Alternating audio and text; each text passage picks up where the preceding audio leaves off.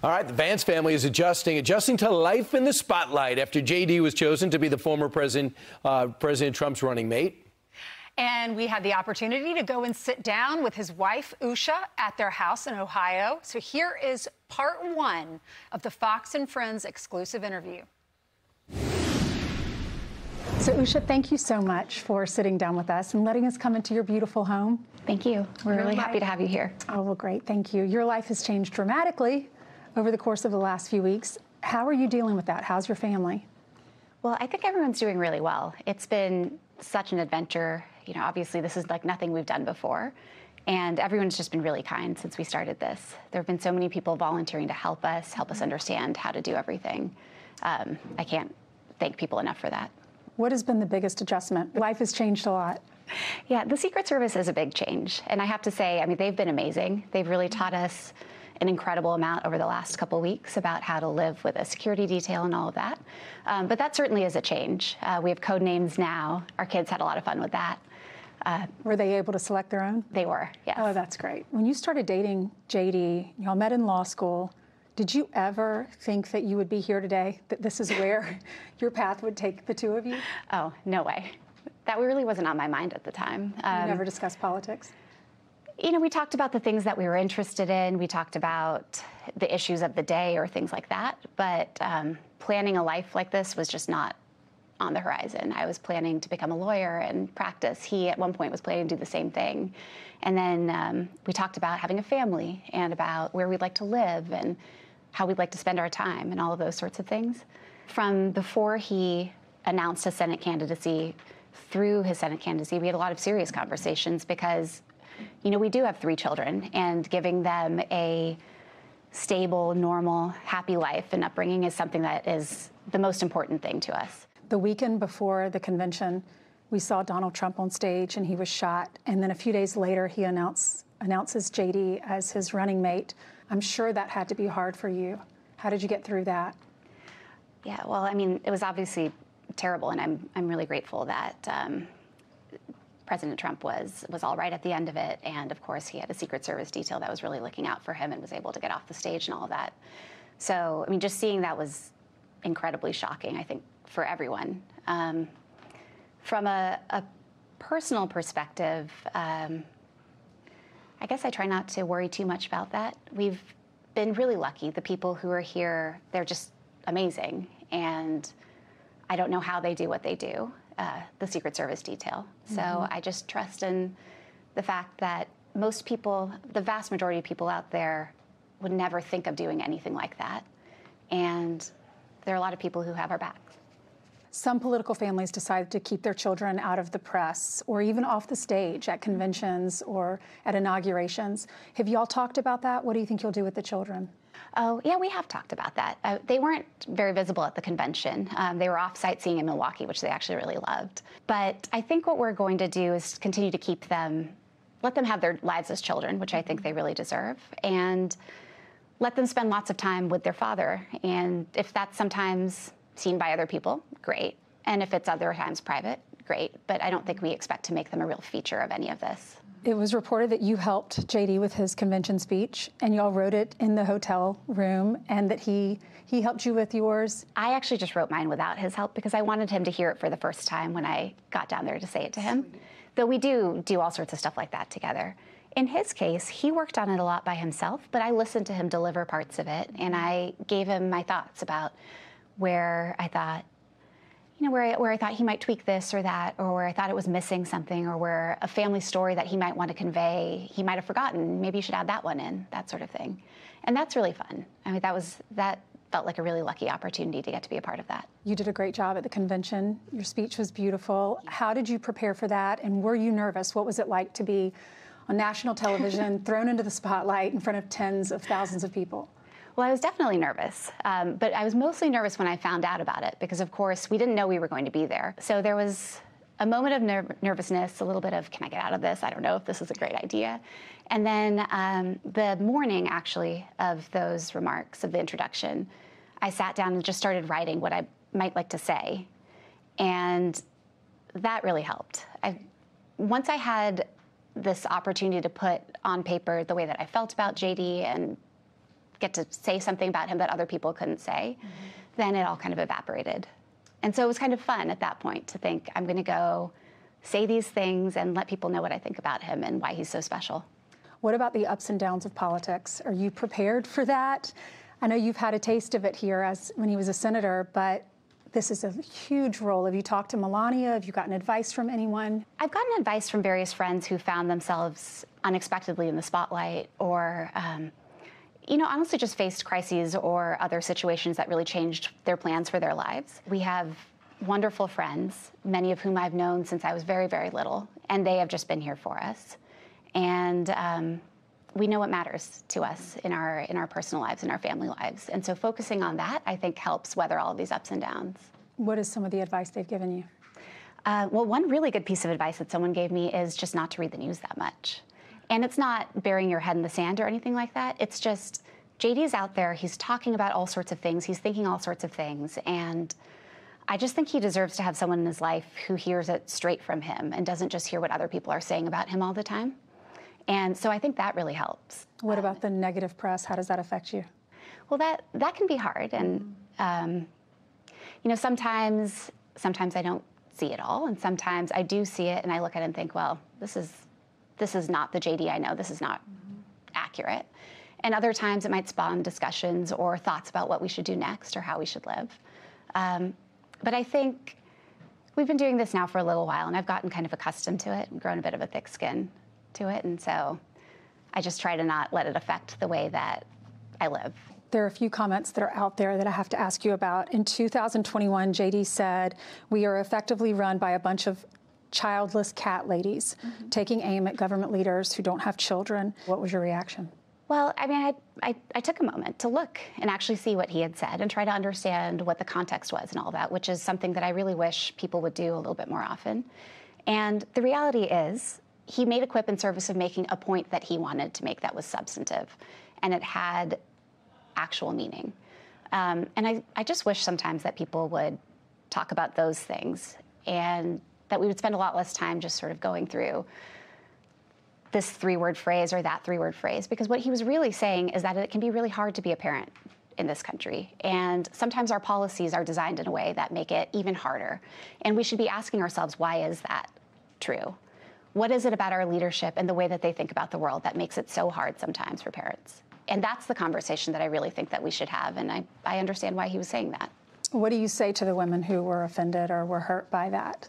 Well, I think I would say, first of all, that JD absolutely, at the time and today, would never, ever, ever want to say something to hurt someone who was trying to have a family, who really, was struggling with that. And he made that clear at the time, and he's made that clear today.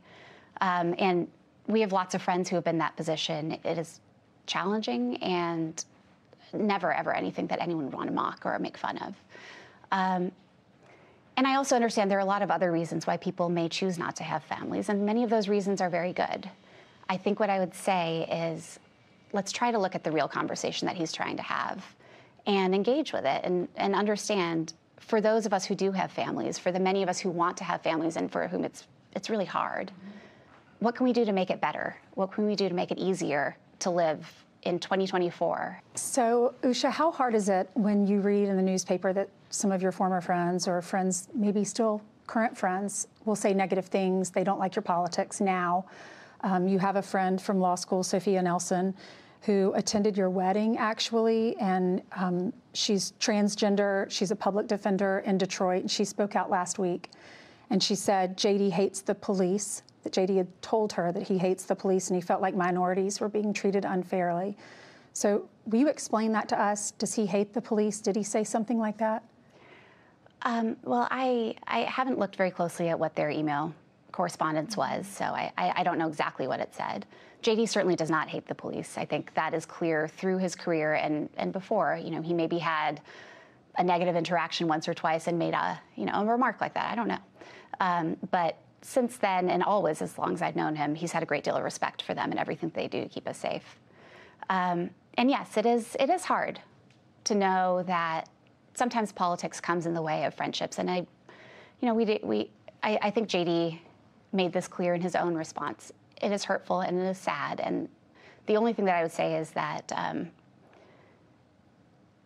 we've both been in a position of having people speculate about us a lot and draw a lot of conclusions based on sometimes information that isn't even true. And I don't want to do the same about other people, and these are people that I care about. I can't speak to why they say what they say or do what they do, but I care about them, and I wish them well. Well, the left is busy attacking both of you now for past comments that you made about Donald Trump. JD said, I'm a never Trump guy, never liked him, idiot if you voted for him, and might be America's Hitler. And then later he said he was wrong. He admitted that, and he said he didn't think that Donald Trump would be a good president at the time, but he said he ended up being a great president. How do you feel now about Donald Trump? Well, you know, I've had it several years since then to kind of understand what it is that he is out to do, and, you know, honestly, what JD is out to do. And we have a lot of really good conversations about that. And if I didn't feel that the ticket, you know, the Trump-Vance ticket was able to do some real good for the country, then I wouldn't be here supporting him, and JD wouldn't have done this. So that's where we are today. What about politics? Do you and JD agree on everything politically? Oh, I mean, no. I mean, we're two different people. We have lots of different backgrounds and interests and things like that. So we come to different conclusions all the time. But that's part of the fun of being married. And what I never doubt about JD, even when I disagree about this or that, is his intention, what it is that he really wants to do. And I really trust that in him. So sometimes he might say, well, I think this, and I think that. I think that probably makes everything better for him, and certainly for me. Does he ever change his opinions because of your advice? I think that he treats everything I say with a lot of seriousness and respect. And that becomes a part of the way that he thinks about things, as is true for me. The way that he talks about things and the conclusions he comes to really shape the way that I think about things. So there's a nice give and take, but I think it's a pretty happy one. Let's talk about JD's life. You met in law school. Mm-hmm. He was in the Marines and then went to undergrad and then law school, and that's where you met. Yeah, well, we met in totally normal circumstances. We were just friends. We had all our classes together in the first semester, and then as time passed, eventually we started dating. But it was a very sort of normal, liked who quiet. First? I think it went JD to me first, but I wasn't too far behind. Okay, that's really cute. Did y'all study together and help each other get through law school? We did. We would do a lot of stuff together, so we were always hanging out. What about his military experience? He was in the Marines. How did that shape his life? That was really transformational for him. Like, he learned just basic skills about how to live, how to carry himself as an adult that he hadn't had before. So there was that.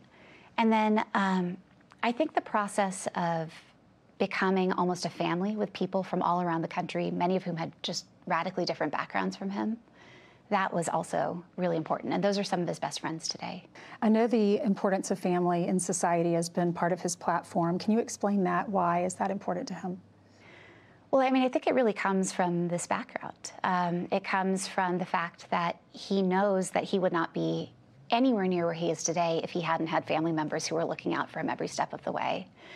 I think it comes from seeing my family and knowing that the stability and sort of calm that I provide in our family life comes from, you know, all of the support that I had, just the faith that things would be okay because I had people behind me. I think that JD needs family to thrive. I do. I think that maybe the most important thing is to know that he has people who every day when he comes back love him and care about him and know who he is. And frankly, that is the most important thing. And that's true for me too. I mean, that's how I get through my days and how I have been able to have the life that I've had. You know him better than anyone, and America is just learning about JD Vance. What do you want them to know about your husband? I think I want them to know that he's a real person. You know, he's a wonderful father. He is an excellent husband. He's my best friend. He is funny. He has all sorts of dorky interests that, you know, anyone of our age could relate to. You look at the news sometimes and you just see this caricature of a human, and he's a really good person. And I wish that people sometimes would pause and actually listen to the words that he says and try to understand their meaning and their purpose. I think he really cares about having a good conversation about actually changing things for people who have had a very hard time in this country. and changing it for the better, letting them have the kinds of lives that he's been lucky enough to have himself. That's what I wish people knew about him. That was great. She is very open and honest and likable. Isn't she? What did you think, Brian? I thought great questions. By the way, this I think is a huge help to him. It shows the human side, but also shows that they're willing to take the hard questions. I thought it was great. I mean, you're finding out a lot about her. By the way, you could see how experienced she is. She might be new to politics, but she can handle. She's smart. Yeah, she's really smart. A lawyer. I have great respect for their family. I have great respect for the wife. When you interview a candidate spouse, could be a husband or could be a wife, because they didn't sign up for this. Right. The spouse did. So I'm really glad that she invited us into her home so that we can all get to know her. America wants to know what she's like, what their relationship is like. Sure. And it's always nice to interview. Yeah. And they've only been in the spotlight in this kind of way for a couple of weeks. Right. And, you know, she had great answers to some really hard questions. Right. And not just for selfish reasons. I'm glad that she decided to come out very quickly. Yeah. Right. Because she explained everything we wanted to know. Right. Or I should say, do an interview very quickly. 2 weeks into this. So thank you to the van. And now there's going to be more scrutiny on the vice presidential pick because Kamala Harris is doing it. And they're going to compare the two nonstop. So this is perfect timing for them. Great job. Thanks, Brian. Let's bring in the woman that knows you the best, Mrs. Vance. I mean, you got an impressive resume. Some would say you should be running for this yourself. Tell me about this guy. What do people get wrong about him? I don't think people really understand how hard he works and how creative he is. Everything he says and does is built on a foundation of so much thought. Yeah. He's always trying to do better.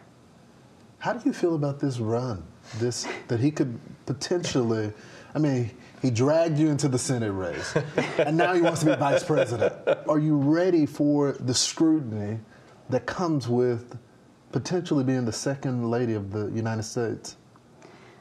I don't know that anyone is ever ready for that kind of scrutiny. I mean, I think we found the first campaign that he embarked on to be a shock. It was so different from anything we'd ever done before. But it was an adventure. And so I guess the way that I'd put it is I'm not raring to change anything about our lives right now. But I really, you know, I believe in JD and I really love him. And so we'll just sort of see what happens with our life. We're open. Tell me about y'all's faith. I had never been baptized. Even though I was raised Christian, I'd never been baptized. So I was baptized the first time in 2018, I think. It's funny, Usha was not raised Christian, is actually not Christian. Oh, really? Yeah, but I remember when I started to re-engage with my own faith, Usha was like very supportive. Usha, why were you so supportive? There are a few different reasons. One is that I did grow up in a religious household. My parents are Hindu, and that was one of the things that made them such good parents, that make them really very good people. And so I think I've seen the power of that in my own life. And I knew that JD was searching for something. This just felt right for him. How do y'all merge two different faiths while still raising your children? There are a lot of things that we just agree on, I think, especially when it comes to family life, how to raise our kids. And so I think the answer really is we just talk a lot. If you're second lady of the United States, what would be your cause? What would you take on? I think we might be getting a little ahead of ourselves there. In that we're really just focused on right now being a family and supporting JD in his current role, to be honest. Has the campaign reached out or anything to let you know, hey, this is official, this is happening? We're vetting you, you're on the short list or anything like that?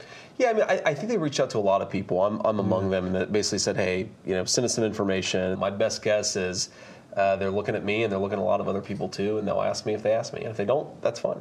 The first test would be obviously accepting the speech at the RNC, that's coming up real fast. And then the next step would be debating the vice president, Kamala Harris. How would you debate her? Well, I have to debate this litigator all the time, Exactly. So I think I do okay there. I guess again, I just think people in politics, they don't give the American people enough credit. I just think that if you speak from the heart, you don't do the talking points, you try to talk about substance, then people respond to it. If the senator does not become vice president, what's next?